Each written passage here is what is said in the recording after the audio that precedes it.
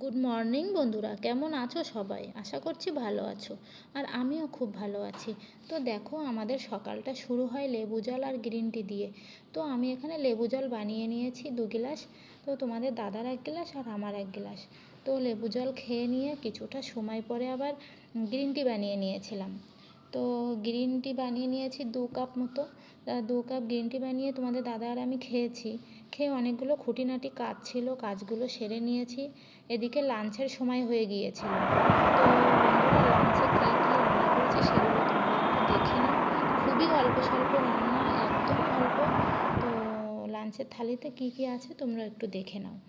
তো এদিকে শসা ছিল, সাদা ভাত, এদিকে খয়রা মাছ ভাজা ছিল, আলু ভাজা ছিল, আর এখানে ছিল তোমার চিংড়ি সর্ষে পোস্ত দিয়ে ঝাল, এখানে ছিল একটু মুসুরির ডাল, আর ছিল ডিম কষা। তো আর ছিল চাটনি। তো ভিডিওটা ভালো লাগলে অবশ্যই লাইক, কমেন্ট, একটা শেয়ার করে দিও।